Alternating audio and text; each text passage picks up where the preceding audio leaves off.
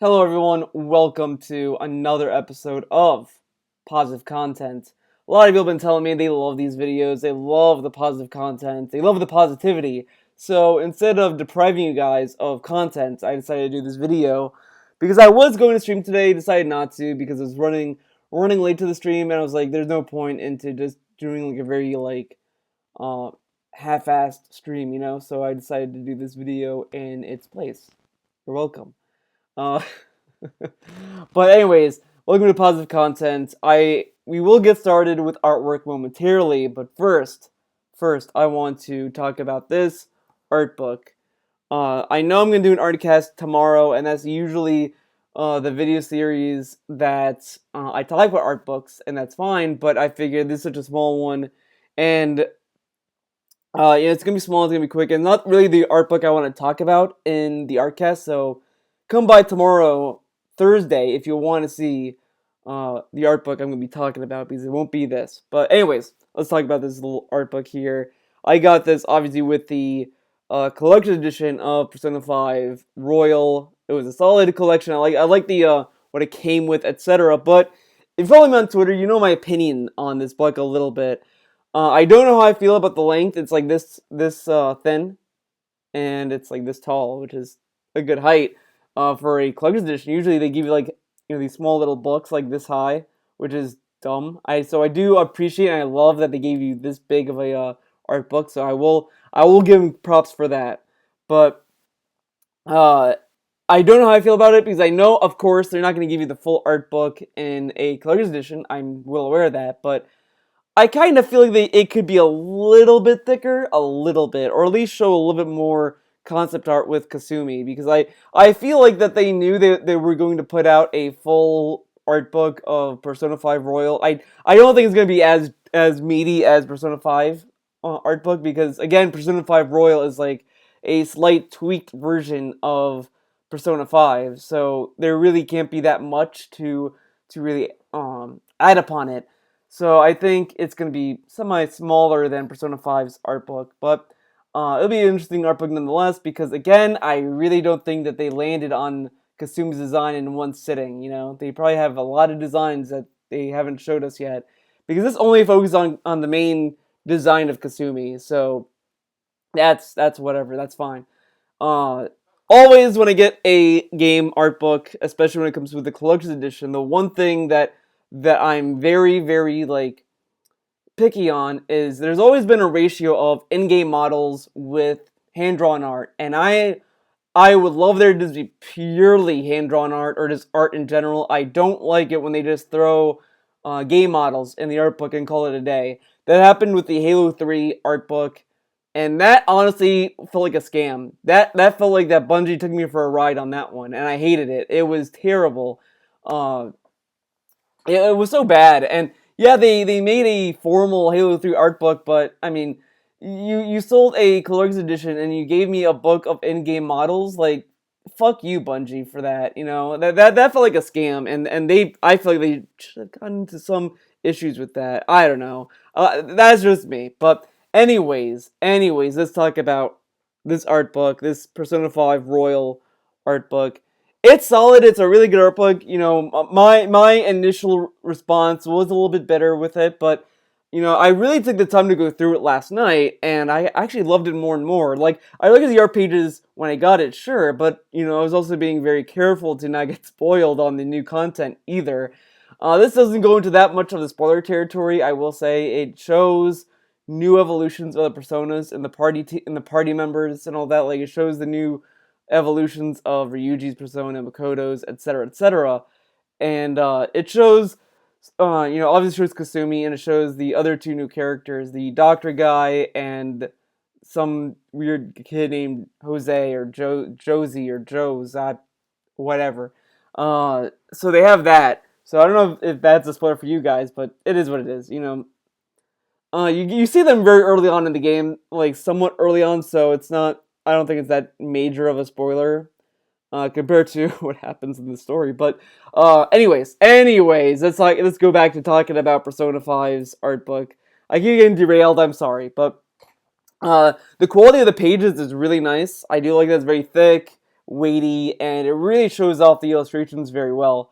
The one thing I will say I love about a lot of these new Persona designs is that some of them, mostly Makoto's, uh, you could tell Atlas listened to fan feedback, because one thing that a lot of people complained about Makoto's Persona evolution in Persona 5 was that they loved the bike. They loved the bike, and once it evolved into that gigantic mech thing, everyone hated on it. I will say I'm probably in the minority. I kind of liked the design of the new of that Persona. I get people's frustrations and disappointment because I like the bike too. Don't get me wrong, I love the bike. I'm not shitting on the bike, but I do like that gigantic mech as well. So I like both, but yeah, the bike was fundamentally better. And you can tell with her new persona, they listened to that feedback, and her new evolution is a bike. So that's kind of cool that they actually listened to the fan feedback for it. So I like that. The only persona I'm well, not the only. There's two personas I'm not too crazy about. The first one is Mona's. His just kind of reminds me of his original persona. Let me just show you some of them. I could show you that. It's in the book. It's in the book, guys. Yeah, Diego. Look at that. Like, it's cool. Don't get me wrong. Like, he looks like a mafia guy. He looks like he means business. I do like the design, but it just looks so much like the first design that it just doesn't seem like there was much that changed. His head changed, and I mean, obviously everything else changed, but it just looks the same to me. Uh, Ryuji's got Uncle Death coming. Uncle Death is here. Big ups to Uncle Death from Let It Die. Sometimes you just gotta let it die, man. Now Panthers. This one's a cool one. I like this one. I like this one more than Hecty. Hecty. I don't fucking care. But like, look how cool this one looks. She has like the fucking hat, the sunglasses.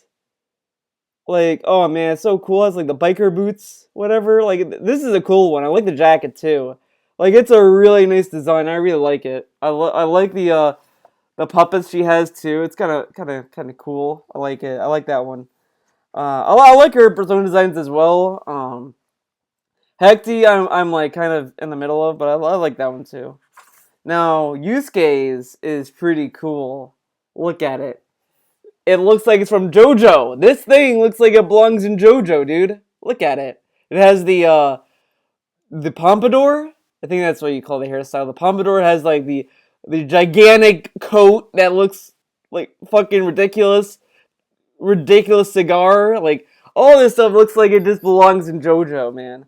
Like, every other design of these like personas are like, okay, these are personas, okay, but this one literally just looks like it's just from JoJo. Like, it's like Sojima watched JoJo and then designed that persona. I was like, oh yeah, that's what we get. And now we get Makoto. I'm so close of getting her at my party. I can't wait. I'm excited. But look at her new persona. It's a bike. They listened, guys. They listened to your feedback and gave her a bike again. The bike is back, baby. I mean, again, I like I did like her second evolution of her persona, but this one's so cool. It has like I love the statue right there. That is my favorite part of her persona. It's so cool. Man, it is just such a sick ride. I love it. I love that persona. And this fits Makoto's personality way more than the first bike. So big ups to Makoto getting a cool shit. Now this one, as I said, is one of the personas I'm not too crazy about. Is Futaba's. Look how lame this looks.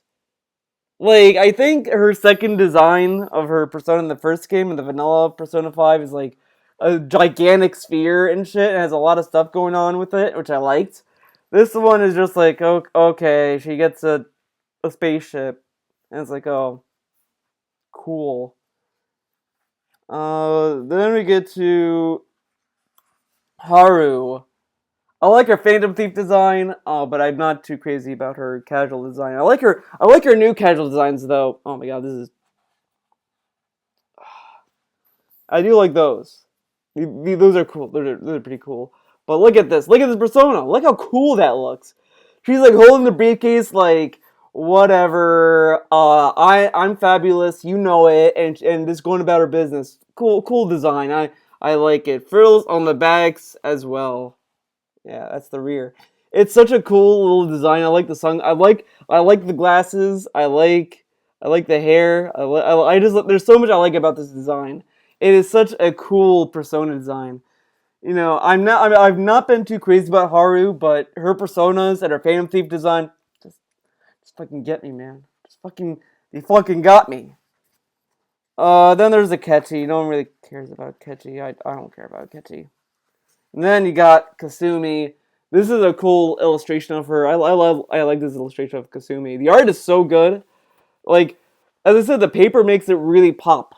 The artwork, I really love it, and I like her persona design as well. I just don't know how I feel about her the hair. Like with the bow and all that. I don't know how I feel about that. I like everything else but that. I like the face. I like the eyes.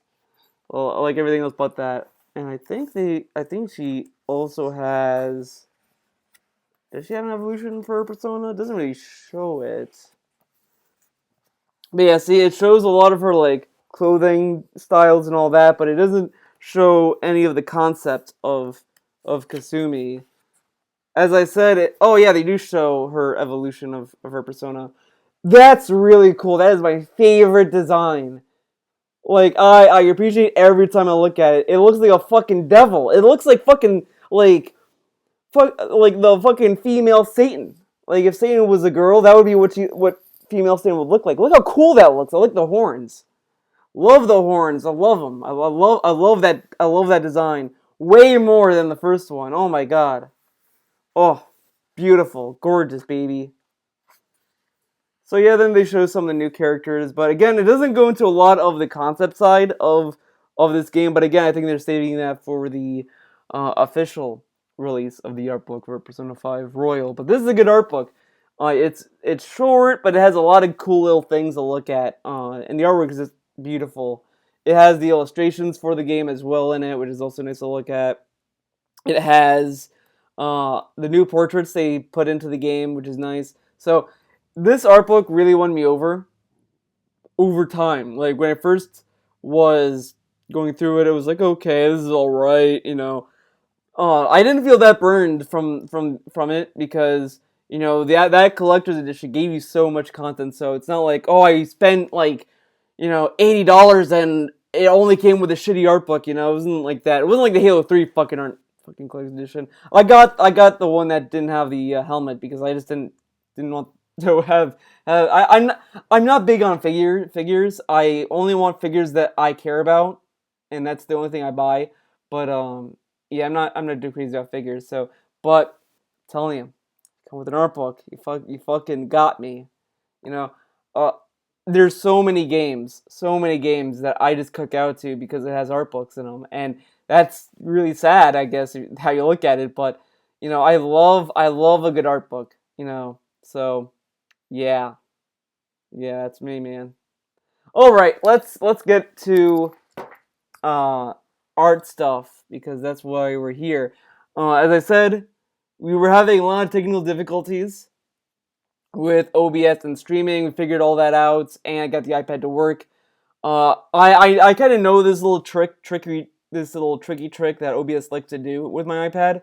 It's like you have to like close OBS, reopen OBS, and all this kind of stuff. So you have to do a lot of games to get OBS to work for you. You know. Let's just put this on random. We're gonna listen to the Indivisible soundtrack because you know I was playing that game earlier today.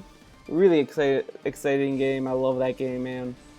I'm gonna get some reference stuff out first. So, you guys are probably saying, Theo, why are you going back to Indivisible?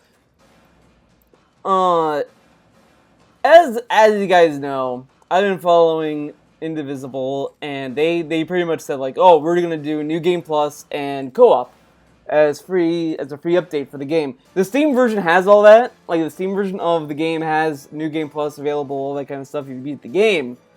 The PS4 version, there's like a glitch with it, and you can't do New Game Plus, but it does have the co-op feature, so they're looking into that. But I was always planning on beating the game again anyway, because for those of you who don't know, I took the time to platinum Indivisible. I got all the ring souls that I needed. I did a full upgrade and all that, so I got the platinum for it, which was kind of sadly it was really easy. I kind of wish they did a little bit more with it, but whatever. Got all the party members. I did all of their quests as well that they needed. So that was really cool. So when I wanted to beat the game again with that because I want to see if there's any difference with the ending when you get all of the party members, and there is a difference. So it was worth it. It was such a good ending. I love the story of Indivisible. You know, a lot of people are like, oh, you know, it's a generic anime plot, and you know, they're not wrong. You know, it's not, you know, they're not completely off with that, but uh, it is a. Sorry, I'm like a little busy looking at this stuff that I'm trying to find, but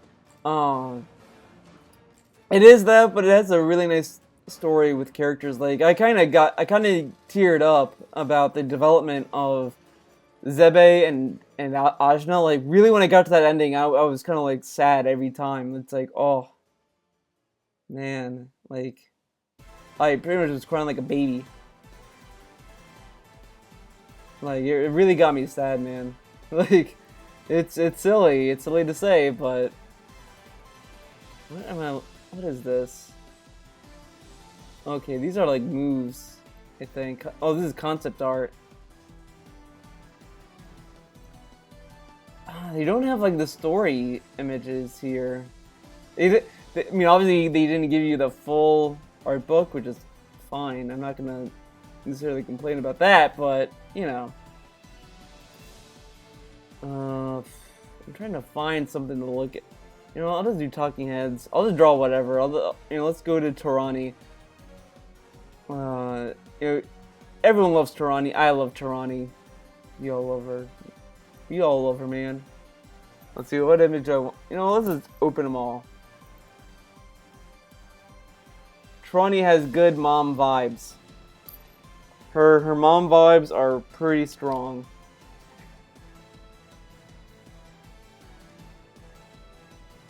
My finger's so dry, and I think it's because of all the soap I've been using. And it's probably like the heat too. I have the heat on, so that's not good. It's just lame that's like only my index finger. Only my index finger, okay. So let's just get started drawing, guys. What should I draw? What should I draw? Hold on, I should also get... Let's get Ajna up here.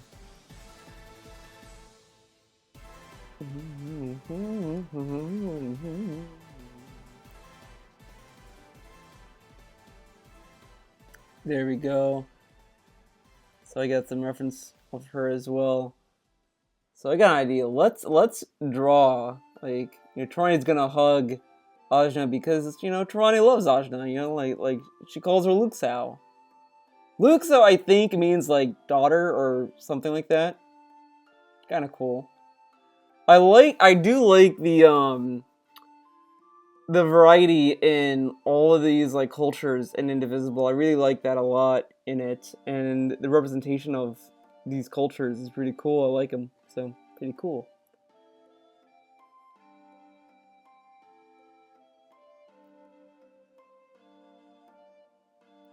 I'm just gonna put a rough. Let's see. Is she gonna? How's that gonna be here?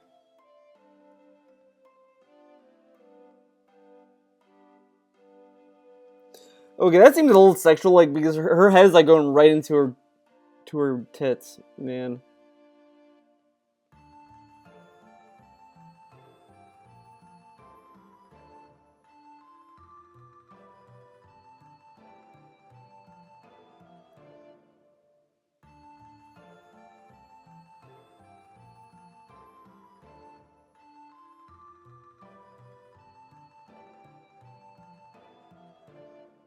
Here we go. This is a much better angle.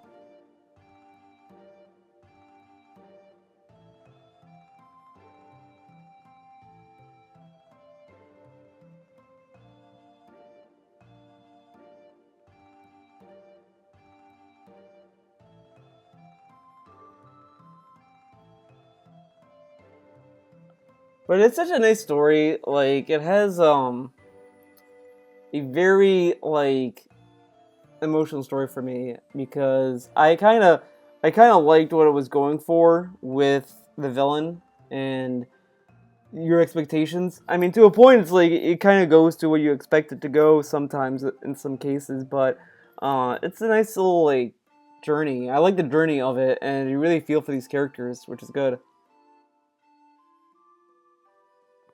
So you gotta get a little sippy sip.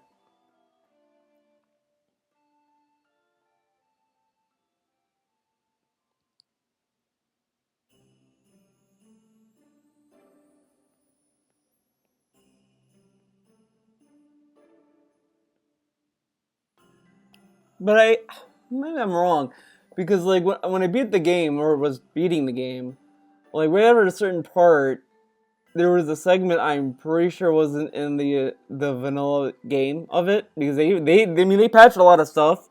I mean there was a glitch initially in the PS4 version where certain music wasn't playing during the credits, like during the ending of it, and I was like, oh. But they fixed that, so you do get a song there now. But I think they also said that they added something to the ending as well, but I'm not too sure. But it was a nice part of it. It was like oh, that was worth it. I liked it.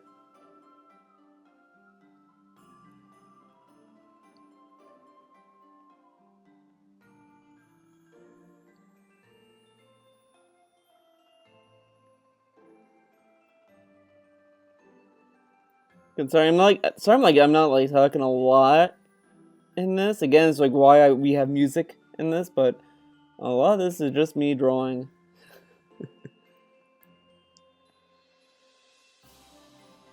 But if anyone had any problems, they probably would have been like, "Yo, why do this?"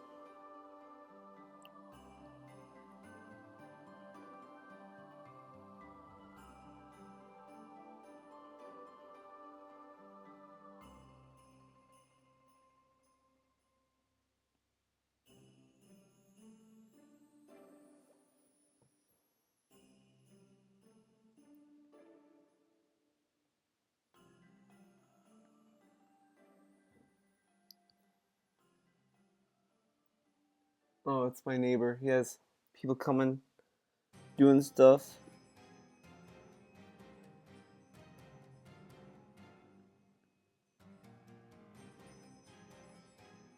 And the thing like I like about like Indivisibles, I like the characters and the journey. I said that probably so many times, but like they're all like such memorable characters. They all have their like very strong personalities. Like they all stand on their own very well, which I really like. You have a character that doesn't have any that was born without any arms, so she has like these big legs, but she does a lot of damage, which I like. And she's like a dancer, so she does a lot of dancing stuff. It's kind of cool. You have a woman who has like is it called an ode? Oh, like a guitar kind of thing, and she plays a song, and she's like, oh, pretty cool. I don't know how she works in combat though. I didn't understand her stuff, but whatever. Then you got a pirate queen, Baotsai, best character. I really love Baotsai. Baotsai and Tarani. Oh, oh man, don't get me started on that. That whole thing with them is so cute. I love it.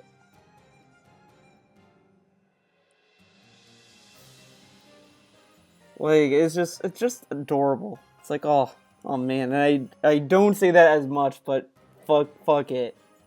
I'm gonna be honest. I'm gonna be honest with myself. I'm not gonna be uncovered by saying it. Yes, Roy. I said something was adorable.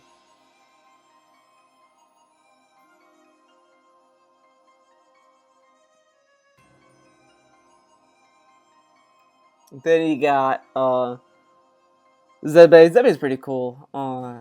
I think they changed his voice actor from the prototype too. I know they changed Ajna's voice because they wanted someone to fit where she was like where she was, you know, like um oh, I wish I remembered exactly like like. But you know, they wanted to be more accurate with the culture she's from and all that kind of stuff.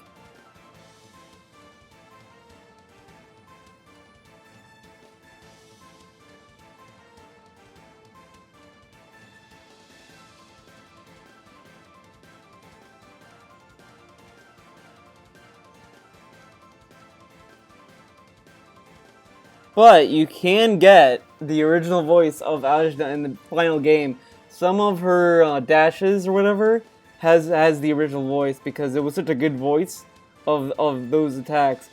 But you know, like everyone always says, like, well, because I know someone might ask, like, well, if the original voice was so good, why did they get rid of it? Why did they change it? I think like with in regards of character design and story, you know, that's they probably wanted to kind of fit the character better. And I think the voice they have in the final game is just as good too. I think that the voice they have in the final game matches her personality. You know, the prototype voice works in the gameplay setting, but story wise, it like I think she would fit if Aja was more of like a serious, no nonsense kind of character or badass or whatever. But Aja's not that in the game. She's kind of like this little clumsy, dorky kind of character. And the VA they got for the final game to do the story matches that to me. So I think it was best of both worlds. So you know that's how I feel about it anyway. Uh, but I'm sure there's a lot of people who preferred the prototype voice over that, which is like whatever, you know. There's a lot of stuff in the prototype that a lot of people like more, but I'll be honest, I kind of like the final game more than the prototype. Like, there's literally stuff in the prototype that like it was good. Don't get me wrong. I mean, I wouldn't complain if it was in the final game, but I think they fleshed everything out better in the final game.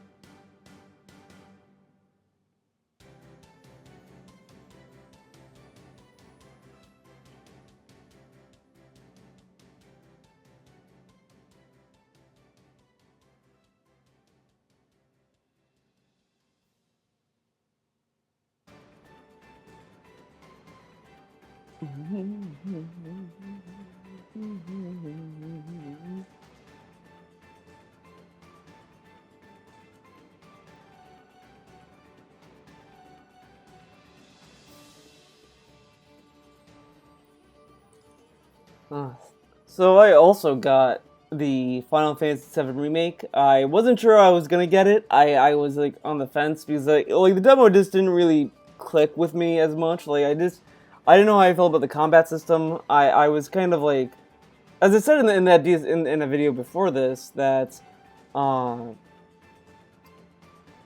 is that like I kind of feel like I should be allowed to use items when I want. Uh, and I get why, you know, they want you to build up a meter and all that so that you can just kind of learn the system, etc., which is fine. And I guess it's also to prevent glitching. But whatever, you know. I wasn't sure how I was gonna feel about the combat, and I was like, yeah, I don't know, But come to my surprise, the game is actually a lot of fun. Like, I'll be honest, I really was not expecting the game to be what it was. Like, I know a lot of people are saying, like, the game, there's still issues with the game, like it's still like a flawed remake, and I get that too. I think there's stuff. I mean, the beginning kind of showed me a lot of the stuff that could go wrong. Like, um because, like, I just feel a lot of the side missions kind of sucked, and I was like, yeah, I have a feeling we're gonna see these kind of side missions in the game, and they're gonna suck ass. And the world was just not really that good. Like, it was interesting, better than 15, in my opinion, but they do also feel a little stiff sometimes. Like, you start a mission, you do the mission, but it feels very like they want to give you the illusion of you're not on a path, you're not going straight, but you are. It's like it's trying to hide it. It's like, oh yeah, and failing at it, and it's like, you go into a city pretty much, and it's like, yeah, you're going this one direction, you can't go anywhere else, and it's like, okay, I mean, whatever. Uh, so there's some stuff like that I didn't really like in the game. Oh my god, I'm like lost in what I'm drawing.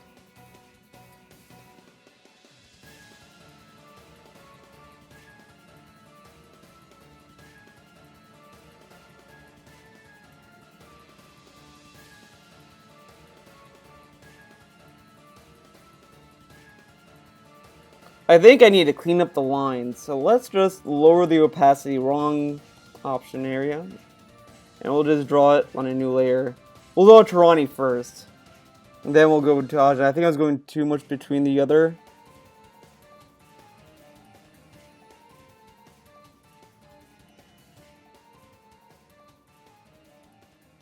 But I like it. I think, after playing 15, I did not even beat it.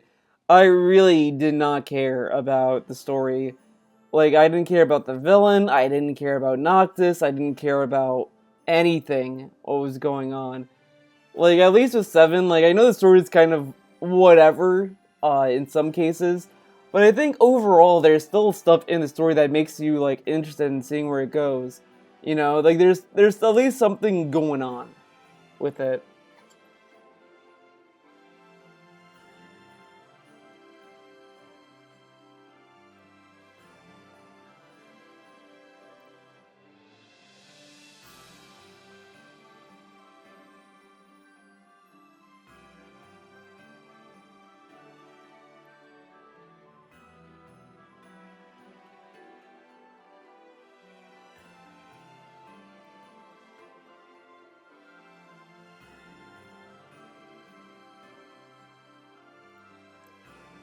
Like, at least, like, with the story, it's like, okay, we're doing this thing as Shinra, oh, we care about the Mako, and all that kind of stuff. Like, that at least gets me more interested in what's going on and what's at stake. Like, if the game succeeds at telling the story or not, whatever. But at least there's something there that I'm like, I remember, and it's like, okay, this is something that has an impact. Because 15, all I remember was, like, the beginning is like, okay, we have to get Noctis to his girlfriend. They're gonna get married. We gotta take him there. And it's like, okay, I don't care. And then, like, there's something going on with the Fedora Man, and it's like I didn't care at all after that. I was like, I don't care about Fedora Man. I don't care what's going on. What is going on? I lost track of the story, and it's like, and it was just like at that point, like, spoilers, I guess, of Final Fantasy 15 if you haven't beat it. Uh, but I kind of stopped right at the point when, like, chapter 13, that infamous section where they had to kind of send more content to explain that section. But that part, in particular, like, the last thing I remember mostly was, oh, uh, Noctis's girlfriend died, and then like they leave, and Fedora Man is like, "Oh, we're not done here," or something, and it's like I don't know what the fuck. I don't care. Like I like honestly, after they killed his girlfriend, I was like, I don't care what's going on, and I just kind of clocked out, and that's what I just did not like at all about Final Fantasy 15. It was just there was nothing holding me together with that. There was nothing there that I was like, I need to find out what happens. What's going on with Noctis? I liked the setup of like, oh, you're on a journey with your friends on a road trip. I know that was like the main design focus of that game, but the story just fucking sucked. Like, look at Samurai Champloo. That was a story that was an arc and was about this journey, and you see these wacky things that's going on from start to finish. And I love Samurai Champloo. A lot of people like kind of dogged on it, but I liked it. I liked it a lot for what it was doing. And it's like this game could have been that, and it was close to it, but the story just I did not care. And I like because with Samurai Champloo, at least I cared about what was Fu up to. Why was Fu looking for the samurai of sunflowers and all that? Like there was stuff in that made me care. Okay, there's what is going on here?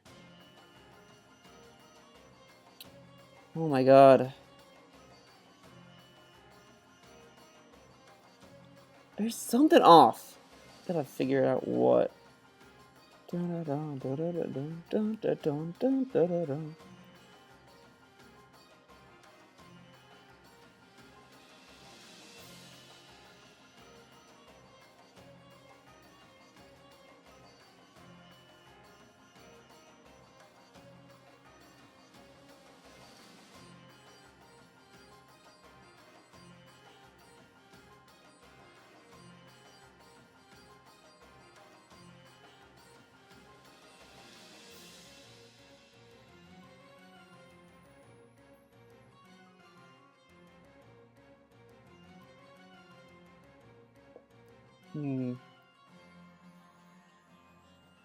Maybe I shouldn't do open mouth Tarani like this. I should give her like a nice wholesome smile.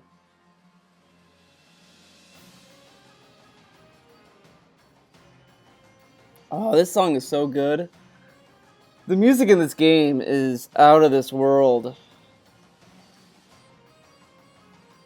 And I think, oh, I know this the composer is like a legendary composer in JRPGs. I would like to say he did the music to Secret of Mana. What's the name? I can get the name. Oh, I only should only said Scarlet Moon Records. They don't put the name. I think, but it's like Hiroka. I don't know. A lot of people like love it, like was like going crazy when they announced that he was working on this game, which is cool. I mean, it's cool that they got that kind of like talent involved in an indie game. Like an indie game gets a composer that it has like this whole repertoire of other games that are bigger than Indivisible. It's always cool to hear, you know.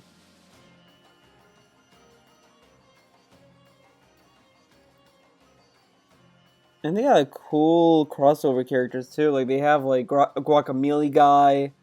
I don't know when that's coming out. They have the girl that star killer lady from Skullgirls. I should know the name, I know, but you know what can you do?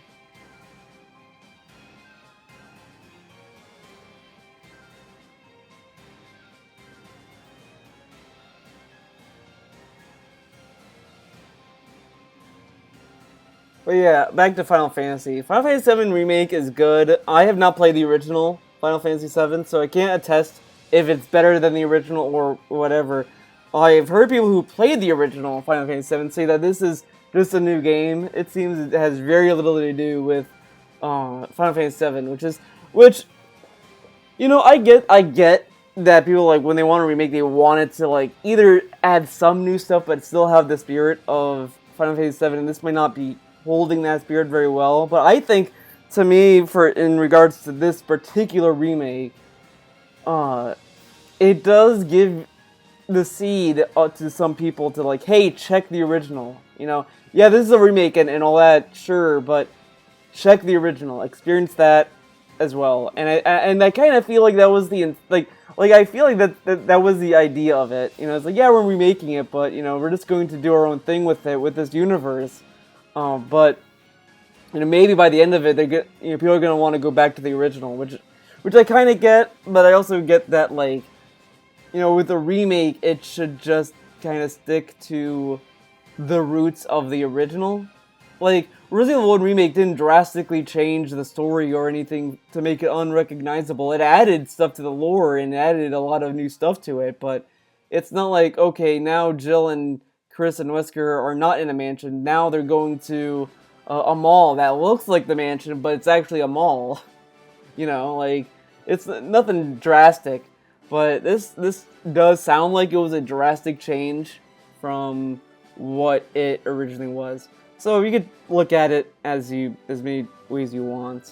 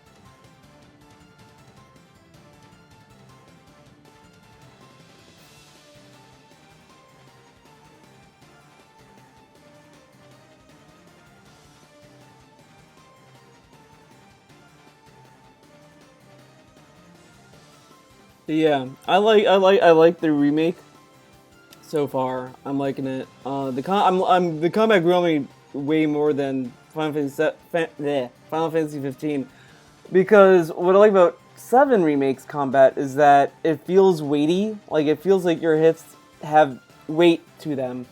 15, I like the agility of it, but it felt very like, I'm not doing damage. I don't know what the fuck I'm doing. Am I even doing damage? You know, like, it didn't feel as satisfying than like Seven's remake. I will say it does kind of feel mashy, but it doesn't feel like, you know, oh, I am I hitting the enemy? You know, like it's kind of fun to mash, to smash around the gigantic swords. You know.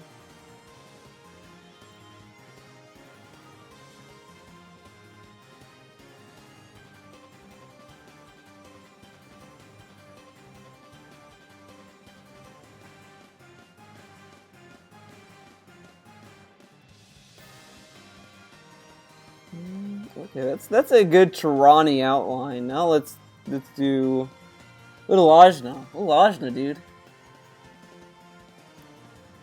I like Ajna's character design as well. You know, you could say it's kind of basic, kinda, but I like it.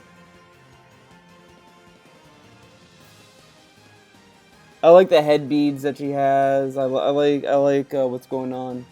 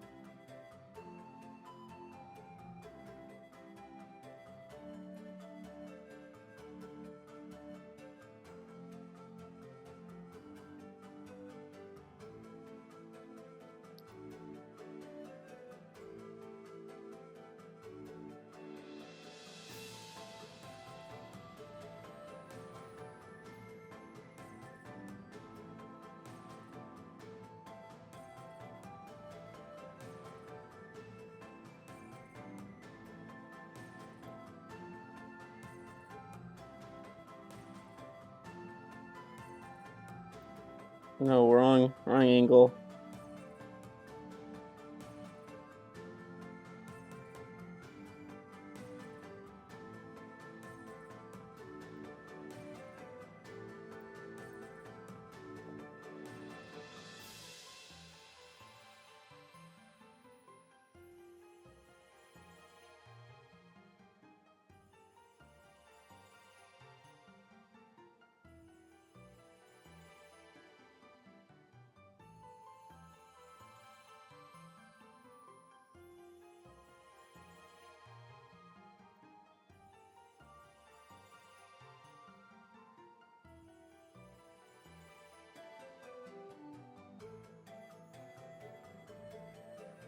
One, two.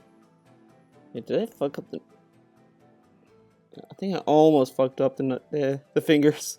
1, 2, 3, 4. Yeah, that's fine.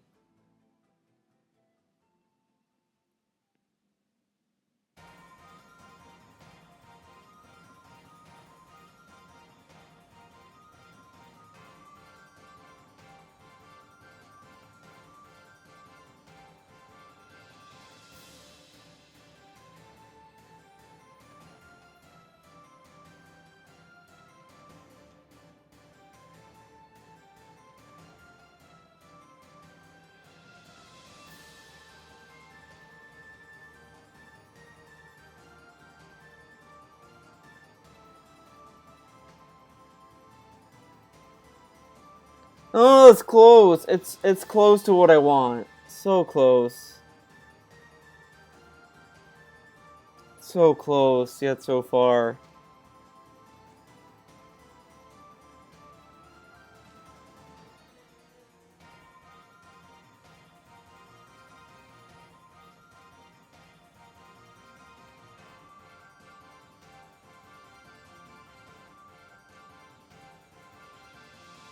There's just something with Tarani. I'm just not digging the... Like, Ajahn looks fine, almost.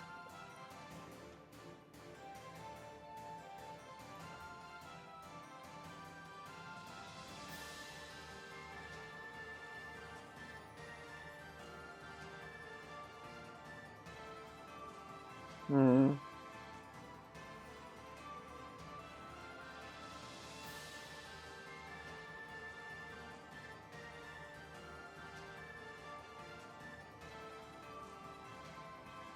I think maybe I made her, like... I made her head too big. Too elongated, you know? Yeah, I think that's what it is. And then...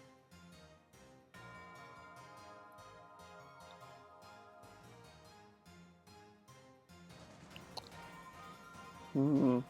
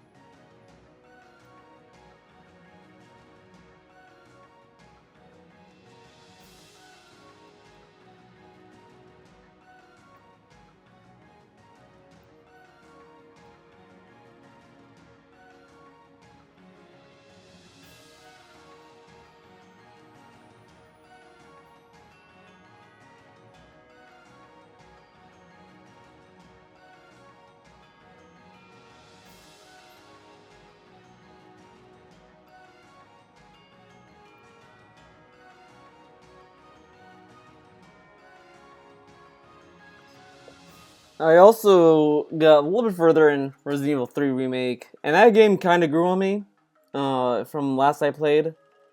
But I don't know. I still think it's a weaker remake, but I don't think it's as bad uh, as I thought it was. Like I kind of also feel like that game had a lot of negative stigma to it, and I don't think it deserved a lot of the negativity it had. Because like people were saying, acting as if like the Resident Evil 3 remake was some travesty to gaming. I don't think it was that bad. There's way worse stuff that Capcom put out than the RE3 remake. It's not a bad remake. It's not the best either. It's not like if you were to compare the two, yeah, it's gonna like not hold up, but it's a solid remake. I don't know. Like I don't think it's as bad as people say it is. That it is. And I guess maybe it was because I was expecting it to hate it when I went in, and then like the more I played it, I came around.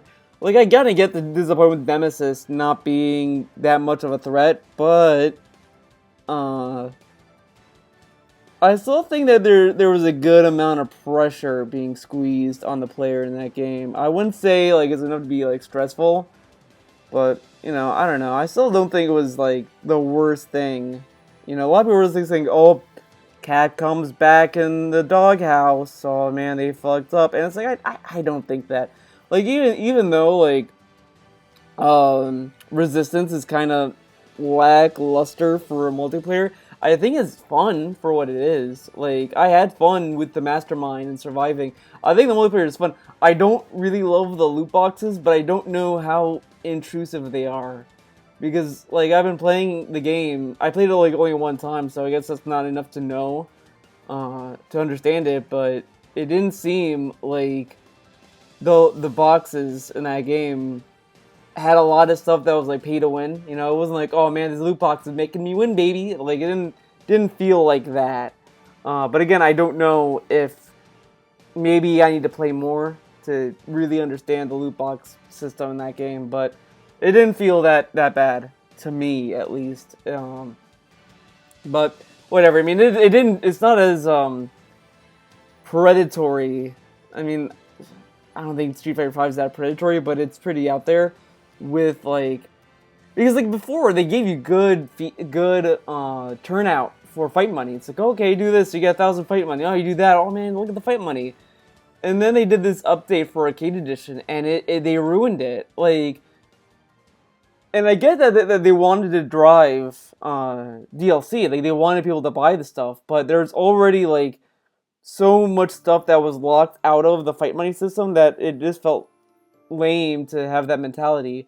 And even then, like, yeah, like if you kept the same way that they fluctuated the fight money in the vanilla game when they had it, like, oh, you do this, you get like this much fight money, whatever.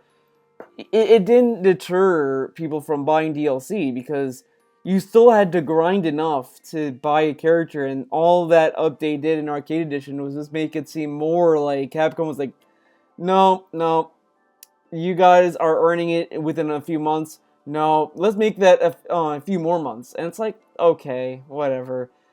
I mean, sadly, Arcade, when they did that, I feel like Street Fighter V, as far as content-wise goes, was pretty much dead. I don't think a lot of people were even taking the we can earn characters seriously at that point. At that point, people were just buying characters that they would want to play as. So, whatever. I guess Capcom wins either way at the end. But it was just dumb. I did not like that they changed the fight money. And the thing is that it burns me because I kind of defended the fight money system in Street Fighter V for the longest time. But that update they did in Arcade Edition just killed it. It killed any argument that was defending it because the missions were giving good amount of fight money for good reasons. Like, oh, do this very hard thing, you get like, a lot of fight money for it. And now it's like, oh, do this thing, get 50. It's like I get 50 just by winning a match in online. So I could just win a few matches. Like, it was lame. It was really lame how they did it. And I still don't like the color system. I don't like how you had to unlock colors through fight money. Street Fighter 4, like, at least rewarded you for playing other characters by giving you colors for that character. So I like that system more. But whatever.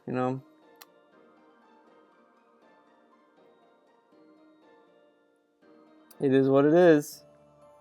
And people were like dunking on Skullgirls. Well, Skullgirls gave you free DLC. The characters were, you know what? You know what? Everyone laughs at me saying, Theo, you're the only one who likes Skullgirls. And I'm just saying this like, yeah, the game that gave DLC characters to people for free for like a month. You could download the characters for free for an entire month, and no, I think it was like 3 months. It was either a month at the least, if not 3 months. You could download the new character for free, and then you would have to pay for the character after that. But like, you could get you could have gotten all the characters for free in that game. Yeah, so make fun of me all you want, guys, but they gave characters for free, and I think they did a good job with that. You know. Now, of course, you could always argue, oh well, Theo, those characters that were free, those were crowdfunded. But you know what? You know what? It was crowdfunded by people who love the game. So there you go. There you go. Bam, baby. I mean, of course, someone's gonna say, well, we can't take Theo's opinion seriously. I mean, he's a fanboy. But you know what? You know what? It is what it is. I know the score.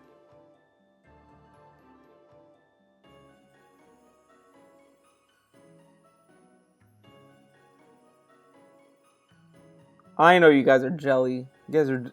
I think that's what it is. Since I got into the game on the ground floor and I knew all the ins and outs, you guys are just jealous. You're like, man, I wish I could get into Skullgirls, and now you can't. Oh, I'm sorry. That was a little mean. That was a little mean. I take that back. I will take that back. Take that back, guys. I didn't mean to be that mean.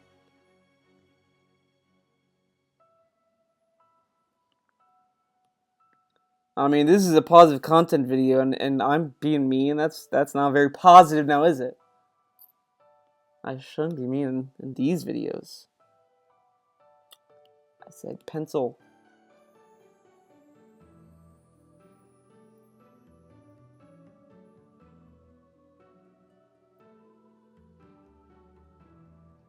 Yeah, this is much better.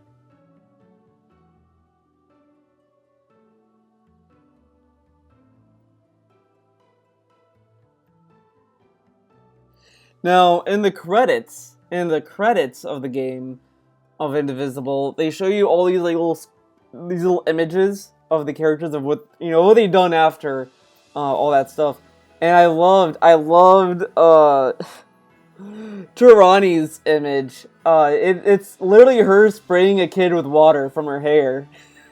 Like I love, and everyone around her was like, yeah, they're all cheering, and she's just like, yeah, okay, okay, I'm gonna douse you.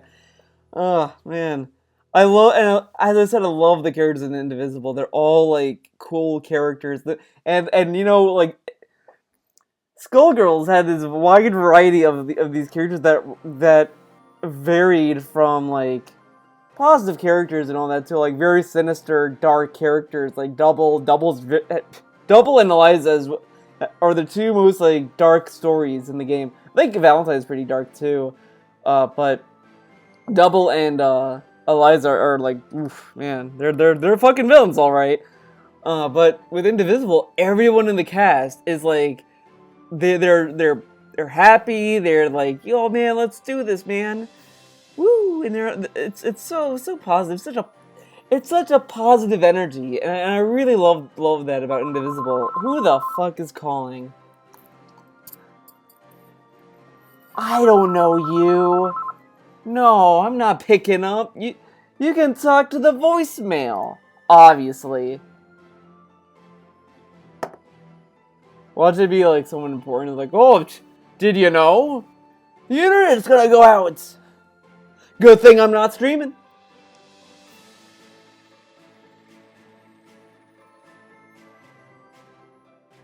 But yeah, I just love how positive all the characters are. They all care for each other. I love it.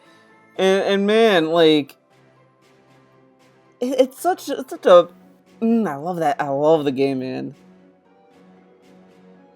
And the thing is, like, I played the prototype, I played the demo, I played the final game, and it's so good. Like I did a review of it in a Artcast, my latest Artcast. You can check it out on my YouTube channel. I do Artcasts whenever I can. Again, I've said it before, but I do have a goal on my Patreon. It's a $40 goal, if I'm not mistaken. That if we hit it, I'll do the Artcast monthly, as long as it's hit, obviously. But I say that I said this in the Artcast. I think I said this in the Artcast, but the way I do it is that I don't want to feel like I'm punishing you guys for like, oh, we didn't hit the goal, no more Artcasts, fuck it, you know, because I don't think that's gonna benefit me as working on that show and trying to get it to be what I want it to be. You know, if I just don't do it, period, I'm not gonna work on it. You know, it's not gonna get better.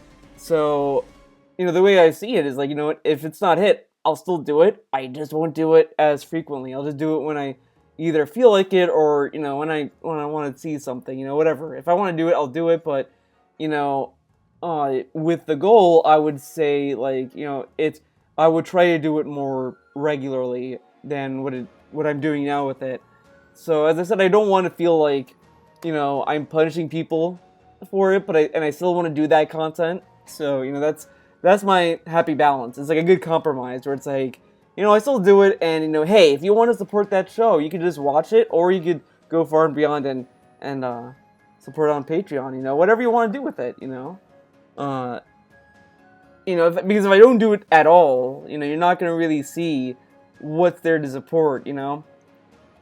That's how I feel about it. You know, I know that a lot of content creators don't do that, and I get that too, you know, but I just wanted to kind of do it that way. Oh no, not erase. That's how I feel about it, at least. But then again, I'm not a businessman, so, you know, I'm probably running my business down to the ground, you know what I mean?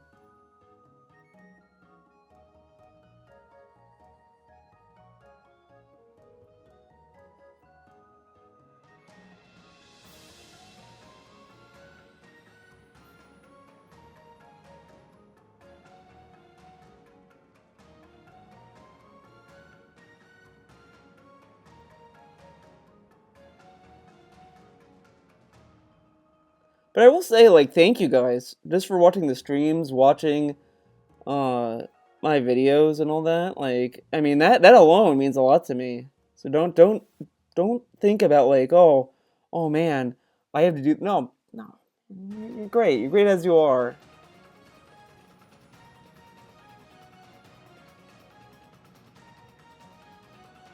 You know, the fact that I get people telling me like they love the positive content videos I put out, the streams I put out, all that kind of stuff, that always warms my heart.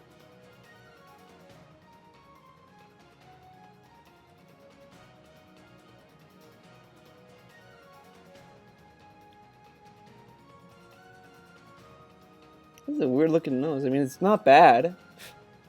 I usually draw like pointier noses, but I mean,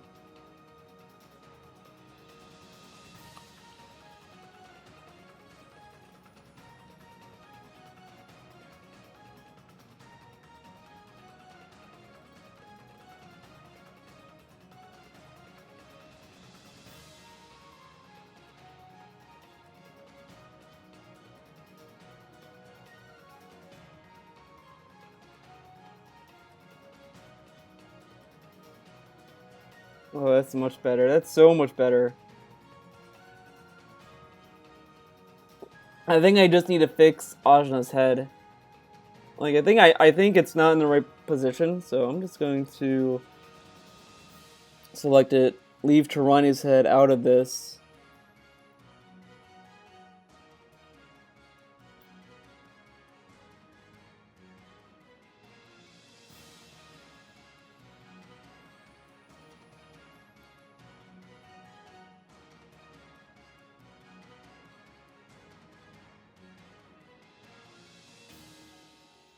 Again, like, you know, I was thinking of getting this, like, Huan?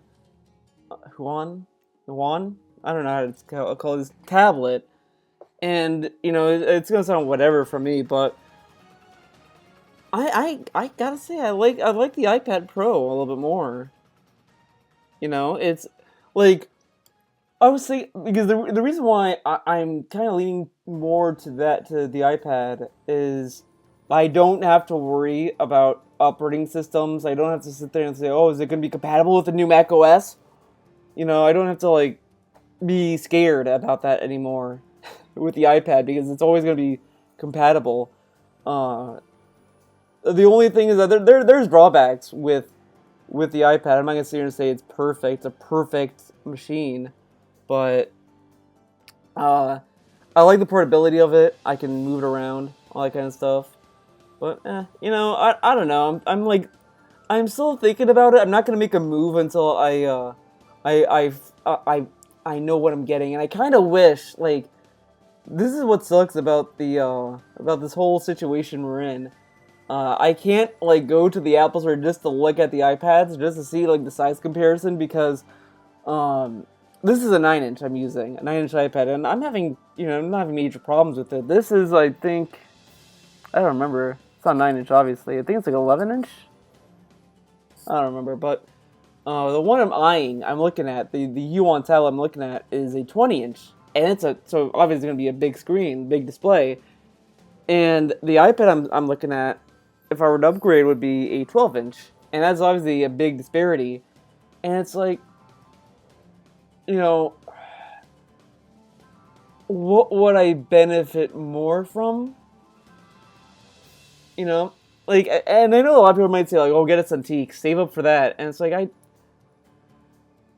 I I don't know because like the Cintiq is nice too, but I don't think maybe a the newer models of the Cintiqs are portable, but the iPad I can take anywhere I go. I have that option, so I don't know. I don't know. Like that's the only thing with like tablets. You really have to know what you're getting into with them. Um, so I don't know. It's rough. It's rough out there, and it's like hard to talk about as well because, how do you describe what I'm looking for? In a tablet, like.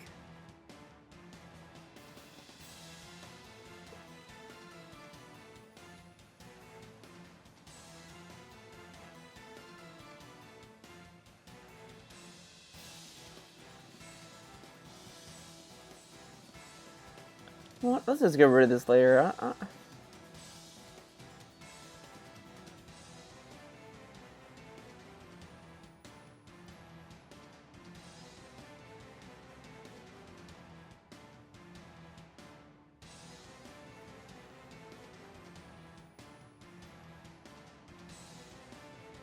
Like the only thing I think like the Huan tablets have over like the iPad is that a lot of apps, a lot of programs do membership fees now, and I hate it. I fucking hate it. Like I get the idea that like maybe like they offer membership fees, like a subscription service for people who might not be able to afford the full program. Like I get that, like might in the long run with Adobe, maybe it saves some money to do that instead of buying like Photoshop outright, but they don't offer that, and I think that's really dumb. Like have the membership and say, hey, you get the full access to Adobe new versions and all, like you get everything. But if you just want to own Photoshop, you can buy that only the year that it came out. Like, oh, we get Adobe 2020, Photoshop 2020. You buy that separately. You own that for life. And then if they do like Photoshop 2021, you can't use it because you have 2020 and you have to buy it again. And that way you get the idea like, oh, I should be part of the membership because I'll get the newer versions all the time. While those of you who just want to just buy the product outright and own it for life, you have that option. I don't know why these programs have strayed away from that, and they don't do like, hey, own it. They offer cloud saving and that, like, okay, cloud saving can be membership. I don't care. Like, see, I just want the program. I don't want to be paying monthly fees. I don't want to be doing that for these programs. I just want to own it.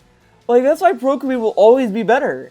When you have, like, that's why I like about, like, that's the only program in iPad that that I like is Procreate.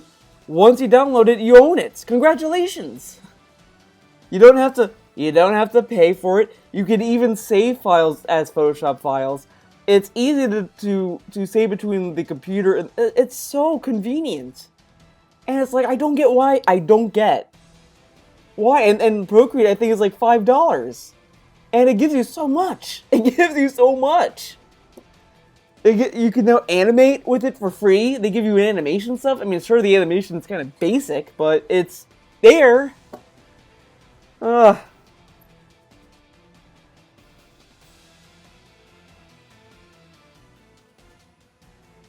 Sorry for the rant. It's just every time I talk about programs, that just bites at me because Clip Paint Studio, I really like that program on my Mac. It's a nice program. It's affordable, and the EX version or whatever. It has a lot of nice bells and whistles, but you don't need it. Like, it's good if you want to do 3D art and all that kind of stuff, and want to take it to the next level. But the basic model gives you so much as it is. So I mean, that's what I like about it. But it's on the iPad, and you have to pay a fucking membership fee, and it's like I don't get that either. The desktop version, you buy it, you own it, but the mobile version you have to pay for, like monthly. Like, oh, just fuck off. Let me own it. Let me own programs again.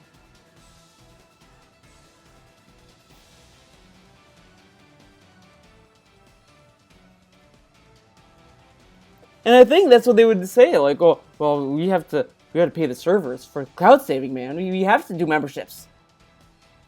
Then how do the people who use it to pay? Don't offer people who buy the program outright have cloud saving.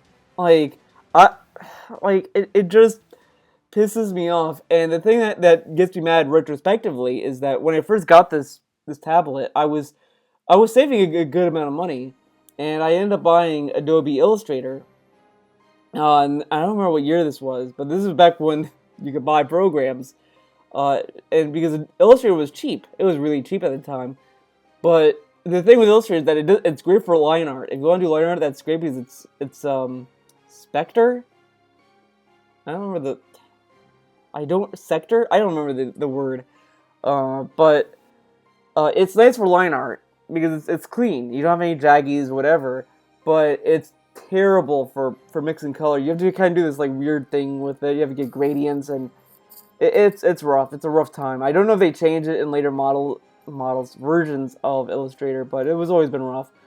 Photoshop has been good for painting because you can mix colors in it, and that's nice. And you can import brushes.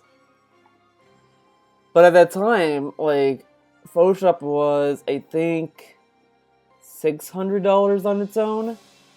And I was like, yeah, I'm gonna get Photoshop. Not Photoshop, I'm gonna get Illustrator. So I bought that. And then I was like, okay, this is whatever. I'll just save up again for Photoshop to buy that then. By the time I started doing that, Adobe was like, yeah, we're not doing this shit anymore. We're gonna be doing subscriptions. I was like, are you fucking kidding me? So it was lame. That was lame. I was mad.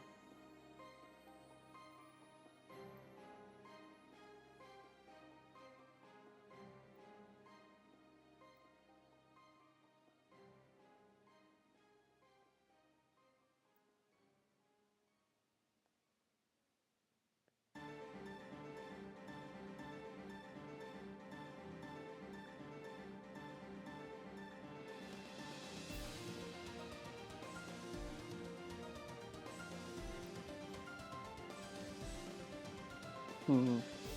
Is there like her like smiling with her eyes closed? Yeah. Okay. Perfect.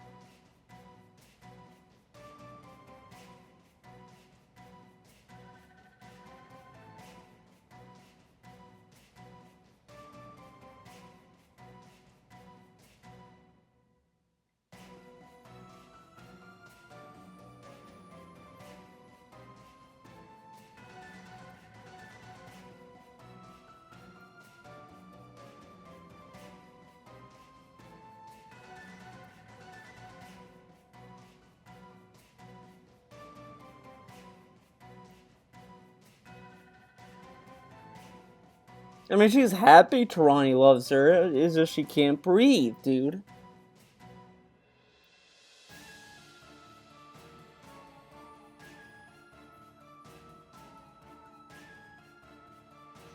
I mean, her eyebrows way too long. They're not that long in this image I'm looking at. By the way, I got a comment on my shirt yesterday. The person was I had. So this is the sweater to the guy who was watching of the shirt I was wearing. This is the original version. The shirt was a variant of this that was only con exclusive. They usually Mega 64 usually does put con exclusive stuff on their shop for Black Friday for a limited time, that kind of stuff sometimes. So I would say keep an eye on Twitter, watch what they talk about, because I've also noticed like they uploaded con exclusive shirts before. They uploaded the Nightmare hoodie I wore that was a con exclusive, so they've been putting that up, and the dream shirt I wear. I'm wearing the blue version. This is like the Black Friday version of that shirt, but they did one for cons as well. So that stuff you have to like kind of wait for them to announce, because sometimes they put them out other times. I got a con exclusive shirt as well on a Black Friday sale, so always keep an eye out. When I used to be a young Mega 64 fan, a young guy, I used to hate like when Mega 64 would say like, "Oh, this is going to be exclusive," and then they would upload it either on YouTube later or whatever. And that used to piss me off because it was like, "Oh, this was exclusive, and they put it online." Rah, rah, rah. All this stuff. I was like, a little annoyed with that, but I realized the gimmick. Well, I guess it's a gimmick, but like I see it more as like you can get some stuff in advance at cons as a benefit, and then they just put it up later for a limited time, and then that's it. So like I kind of like eased up because I kind of see what they were trying to go for with some of these sales, but whatever. Some stuff they don't put up at all anymore. Like they don't sell this sweater anymore. But if people demand it, they put it up. So it's always cool for them to do that sometimes. But I can understand people that are like, well, how can you say it's exclusive if you can get it eventually? So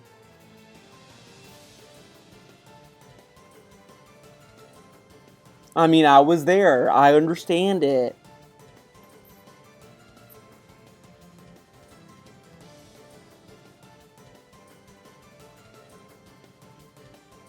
But I think they just want to offer like con people like some kind of perk for being there.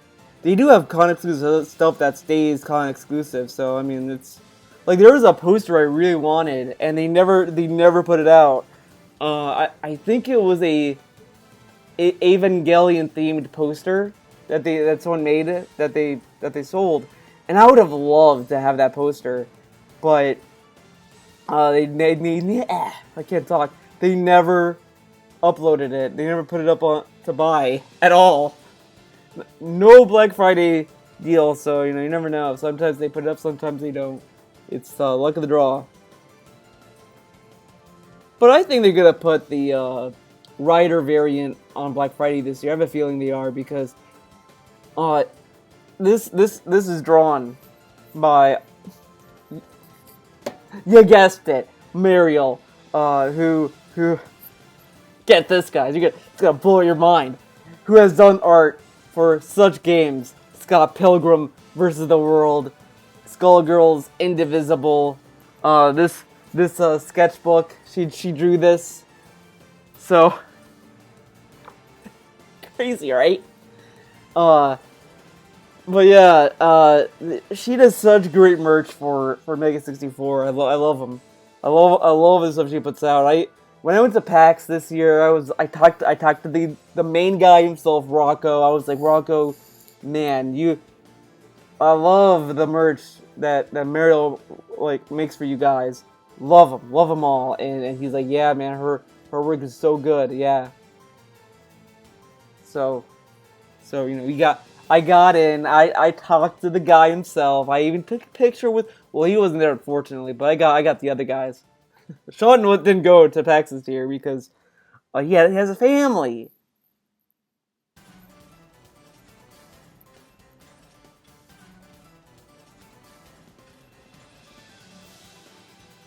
Oh no, I.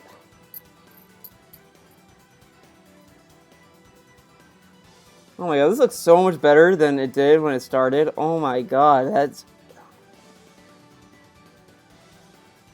Oh man, I'm telling you, like when you do art and it starts bad, especially when it starts off bad, you're just like and you stick with it a little bit, and then it starts coming together. You're just like, you get like a moment, you get a gamer moment.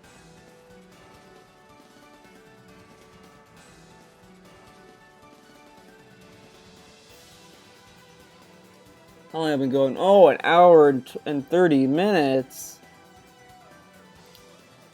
I've been going for that long? Oh no, I wasn't planning to be this long. I was hoping for an hour. Well, I'll just tidy up this drawing and just say some stuff here and there. I also watched Blade Runner last night. The final cut. I don't know what version people say it's the best because I know there's like three versions of Blade Runner, and I just don't know what version is good. Like, I couldn't get the original version of Blade Runner. I couldn't get the director's cut. Netflix has the final cut, uh, and it's like, is this the version? Should I be watching this? Because I think one of them, someone said like it was just really bad because it's not the director's vision of the movie or something. I don't know. So I don't know if I was watching the right version, but I was watching the final version, and it was a good movie. I liked it. I saw the newer Blade Runner first, which is I guess kind of fucked up, but I mean I liked the new one. I liked it. It got me interested in the original, so it did its job. Uh, but I liked it. I liked the original. It was really cool. I loved Harrison Ford in it, but man, he was super young in that movie. Like he looked, it was so weird because he had this weird hairstyle that was like it kind of looked like an idiot. It kind of looked like a dummy a little bit with that hairstyle. It was just like what is this hairstyle? But I liked it. It was a good movie. I liked the setting. I liked that it was like futuristic, but it was grounded in a believable future. It wasn't like, we're in the future. You're gonna have like laser beams and swords and it was like very grounded. I liked it. Though it is kind of funny that it took place in 2019. That was pretty funny. I think I don't. I kind of feel like when we get to 2241, whatever the year the new one takes place, the world won't be like that either. So, I think at some point we're just gonna have to concede this notion of distant years being the future, like being like super futuristic. We're just gonna have to concede that and say fuck it. We'll just say whatever year, and it's an alternate reality. Whatever. Fuck it. Uh, you know. Yeah, the movie was made in the 80s, and you're not gonna know what's going on. Hell, maybe we would be there, but 2020, man. Am I right?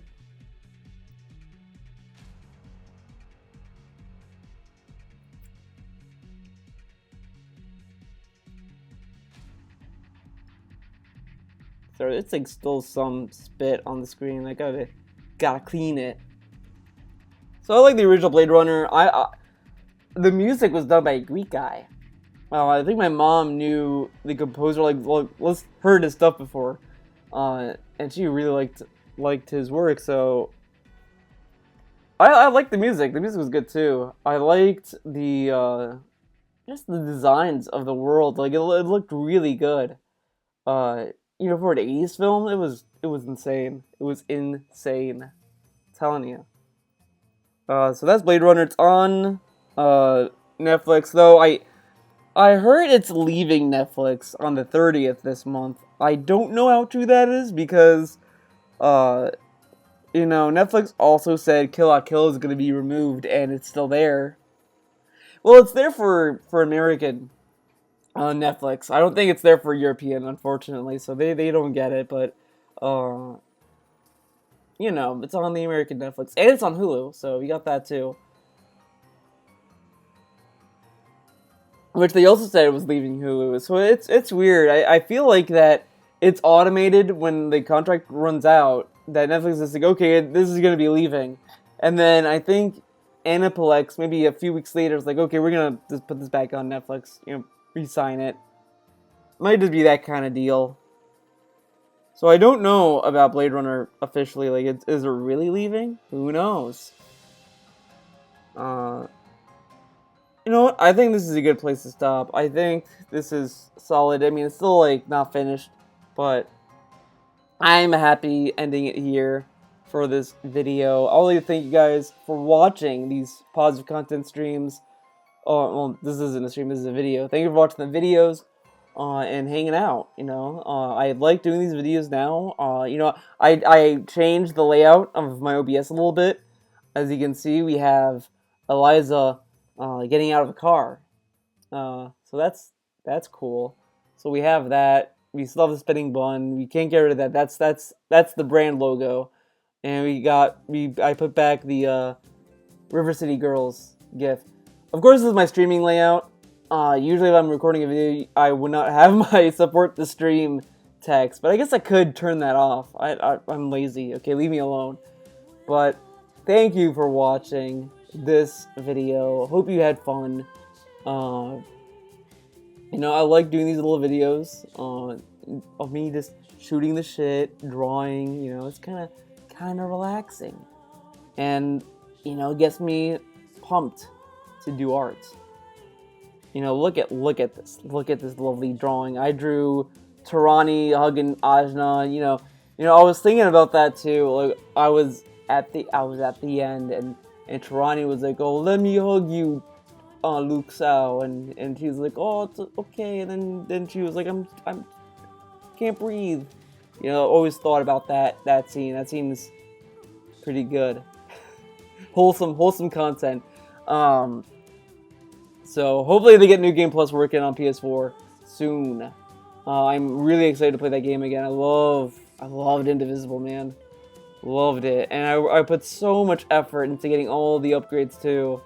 So I would love to see the new challenge with that. So, and my party. Got a cool party team. So thank you for watching this video. I'll probably do more positive content stuff in the future. But I hope you like this one. I'll see you. I'll be streaming tomorrow. I'll be streaming the Artcast tomorrow. Hopefully. Probably. Maybe. So that's going to be going on. And then I'll be streaming Friday as well, I think. But thank you for watching. I hope you enjoyed it. I'll see you guys next time. Stay safe, everyone. Stay healthy. Do what you need, but don't push yourself too hard if you don't need to, and be kind to everyone. Be kind to your fellow man. And that's the positive way, man. As we listen to this positive song. Oh man, this song is... Right, how far are we into this? Okay, we're almost done with this song. 30 seconds. Okay, so you heard a good amount of it. Good song. Alright guys, thank you for watching this video. I'll see you guys next time.